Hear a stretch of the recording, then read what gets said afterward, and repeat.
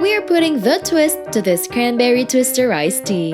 It has a delicious blend of strong Irish breakfast tea, mellowed down by an array of berries to dance with your taste buds.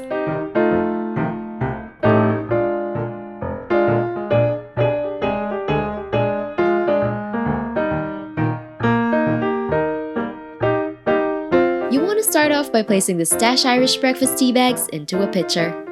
Pour in the water, then let it steep for 4 to 6 minutes. Afterwards, remove the tea bags and pour in the cold water, cran-raspberry juice, strawberry-flavored juice, and raspberry syrup. Add in the ice cubes, then stir to combine. Make sure to serve it over ice with a garnish of mint leaves. Enjoy!